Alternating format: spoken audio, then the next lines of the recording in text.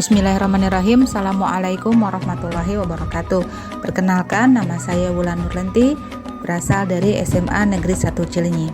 Izinkan saya untuk menjelaskan koneksi antar materi modul 1.1 kesimpulan dan refleksi pemikiran Ki Hajar Dewantara. Dasar-dasar pemikiran Ki Hajar Dewantara saya bagi menjadi 6 hal.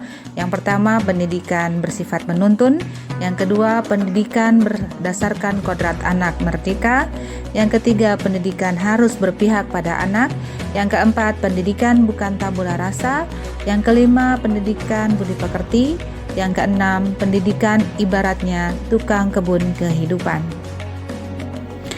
Menuntun. Maksud pendidikan itu adalah menuntun segala kekuatan kodrat yang ada pada anak-anak agar mereka dapat mencapai keselamatan dan kebahagiaan yang setinggi-tingginya, baik sebagai manusia maupun anggota masyarakat.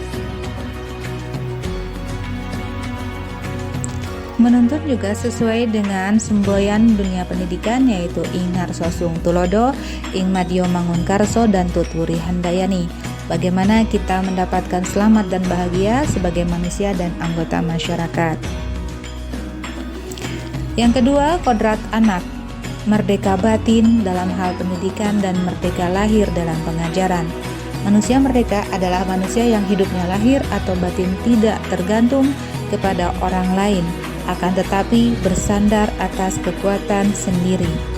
Maksud pengajaran dan pendidikan yang berguna untuk peri kehidupan bersama ialah memerdekakan manusia sebagai bagian dari persatuan atau rakyat. Yang kedua yaitu pendidikan berdasarkan kodrat anak, yaitu bermain. Bermain adalah salah satu kodrat anak. Pikiran, perasaan, kemauan, tenaga sudah ada pada diri anak. Permainan anak dapat menjadi bagian pembelajaran di sekolah. Yang ketiga, pendidikan berpihak pada anak atau berpusat kepada murid. Bebas dari segala ikatan, dengan suci hati mendekati sang anak bukan untuk meminta suatu hak, melainkan untuk berhamba pada sang anak. Pokoknya pendidikan harus terletak di dalam pangkuan ibu bapak, karena hanya dua orang inilah yang dapat berhamba pada sang anak dengan semurni-murninya dan seikhlas-ikhlasnya, sebab cinta kasihnya kepada anak-anaknya boleh dibilang cinta kasih tak terbatas. Yang keempat, pendidikan bukan tabula rasa. Anak bukan kertas kosong yang bisa digambar sesuai keinginan orang dewasa. Anak lahir dengan kekuatan kodrat yang masih samar-samar. Tujuan pendidikan adalah menuntun, memfasilitasi atau membantu anak untuk menebalkan garis samar-samar agar dapat memperbaiki lakunya untuk menjadi manusia seutuhnya. Menebalkan laku anak dengan kekuatan konteks diri anak dan sosio-kultural atau budaya. Yang kelima, pendidikan budi pekerti.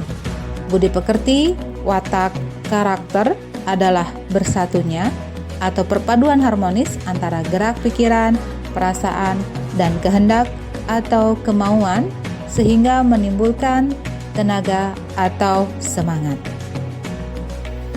Yang keenam, pendidikan ibarat tukang kebun kehidupan. Seorang petani dalam hakikatnya sama kewajibannya dengan seorang pendidik yang menanam jagung, misalnya hanya dapat menuntun tumbuhnya jagung. Ia dapat memperbaiki kondisi tanah, memelihara tanaman jagung, memberi pupuk dan air, membasmi ulat-ulat atau jamur-jamur yang mengganggu hidup tanaman jagung dan lain sebagainya.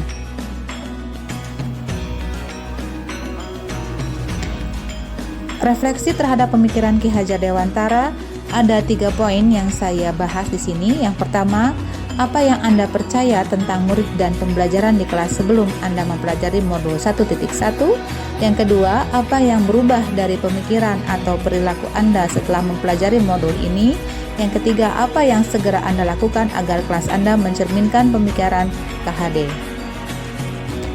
Yang pertama, apa yang Anda percaya tentang murid dan pembelajaran di kelas sebelum Anda mempelajari modul 1.1? Saya bagi menjadi 4. Yang pertama, adanya proses pembelajaran berpusat pada guru.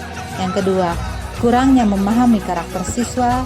Yang ketiga, terlalu terfokus pada aspek kognitif, dan yang keempat, kurang mampu menuntun. Yang berubah setelah mempelajari modul ini, yang pertama adalah proses pembelajaran berpusat pada siswa, yang kedua memahami karakter siswa, yang ketiga menciptakan pembelajaran menyeluruh, dan yang keempat menuntun siswa sesuai dengan kodratnya. Yang harus segera kita lakukan untuk mencerminkan pemikiran KHD di kelas kita, yang pertama adalah kesepakatan kelas, yang kedua pembelajaran disesuaikan dengan profil pelajar Pancasila, yang ketiga menerapkan pembelajaran yang berpusat pada siswa, dan yang keempat menuntun siswa sesuai dengan kodratnya. Kesimpulannya, saya bagi menjadi beberapa poin. Yang pertama, peran sebagai seorang pendidik adalah menuntun siswa, disesuaikan dengan kodrat alam dan zamannya. Yang kedua, melaksanakan pembelajaran yang berpusat pada siswa. Dan yang ketiga, memberikan kebebasan kepada siswa dalam menyelesaikan tugasnya sesuai dengan kreativitasnya. Pendidikan sejatinya berhamba pada murid. Terima kasih atas perhatiannya. Assalamualaikum warahmatullahi wabarakatuh.